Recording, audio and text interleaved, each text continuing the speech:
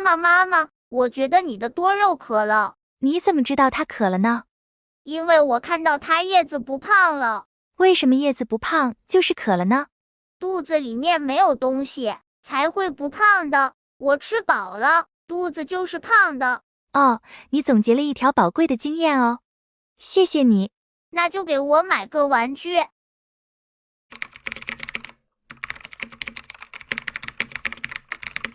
如果你养的多肉植物只是孤苦伶仃的一颗在盆中，就会感觉很单调，也不好看。如果它的周围下了很多小崽，这样整个花盆就被爆满，全部被小多肉给覆盖，简直美丽极了，既高端又大气，欣赏价值还高。相信这样的多肉每个人都想拥有。但是偏偏那些爆满小崽的都是别人的，自己的养着养着就成了一个光杆子了，为此花友们很是苦恼。但是大家也不用着急，影片最后会介绍一种非常高效但却有争议的方法，就是不知道你敢不敢用，想知道的话就看到最后吧。大家好，这里是花花世界的频道，花花干啥啥不行，养多肉第2名。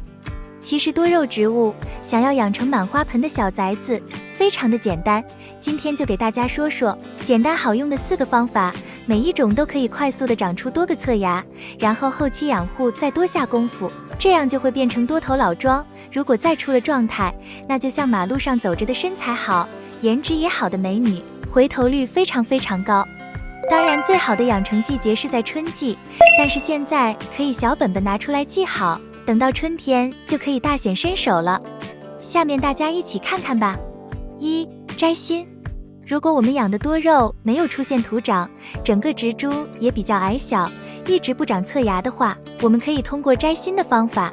所谓的摘心，就是将它最顶端的几个小叶片摘掉，然后找个锋利的小刀将它顶部切掉，这样就破坏了它顶部的生长点，就不能继续从顶部长新的叶片，促使它只能从底下叶片和茎秆连接的位置，也就是它的芽点处去长侧芽。如果觉得刀片不方便，也可以用一根坚固的线，比如鱼线套进心里，然后一扯，多肉的心就下来了。摘心时底部要留3至4张叶片，这样的话它就会从摘心处发新芽，然后等侧芽长出来，长大了以后就会挤在一起，就能达到我们想要的多头抱崽的样子。摘心的方法比较靠谱，因为摘心只是摘掉很小的面积，等后期长出来以后，就会把这个挖过的地方彻底的覆盖起来，后期长大后会形成一个弧形，不会明显的看出是已经摘过新的，过渡的会非常好。到时候我们就当做自然多头的老桩去养护，绝对能养成多肉里面的大美女。2. 砍头。第一种摘心的方法比较适合莲花座类型的多肉，还有另外一种多肉，它是带杆子的，有杆子的多肉抱崽要用另外一种方法，那就是砍头。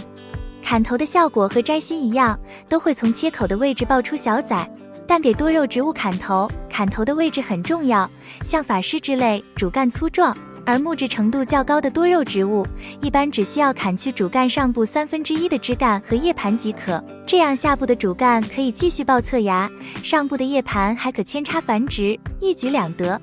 枝干粗壮而木质化的老桩有徒长倾向时，砍头的时候需要保留一部分下部的主干，主要是为了给枝干后续爆芽和形成分支提供足够的生长空间，以免新长出的嫩芽过度拥挤。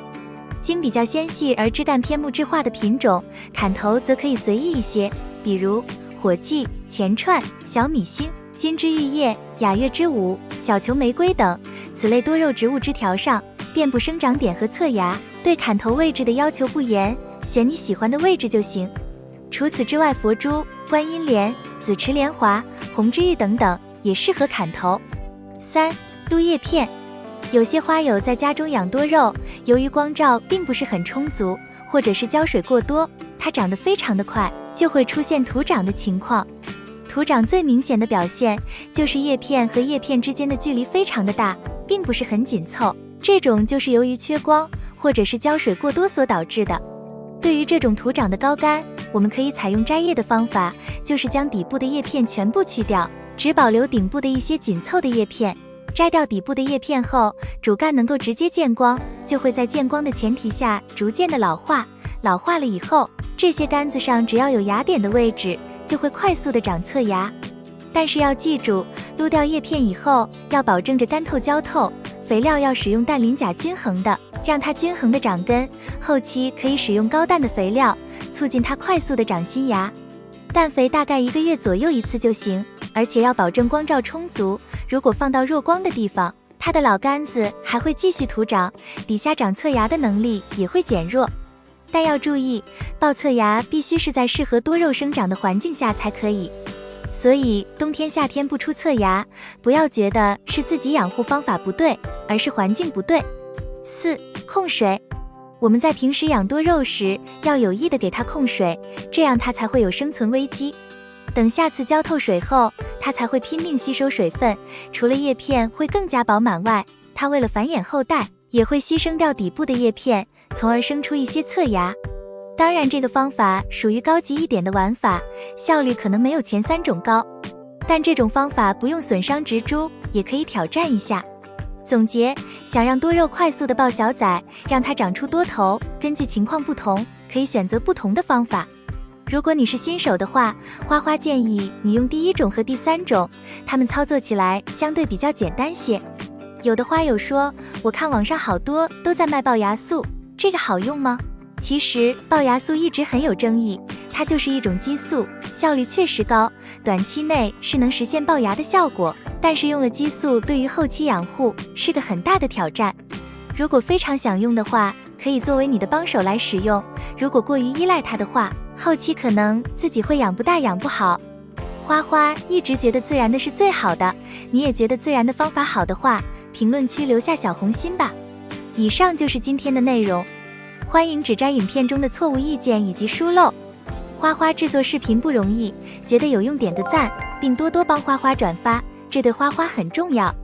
感谢观看，感谢粉丝一直的喜欢和包容，我们下期见。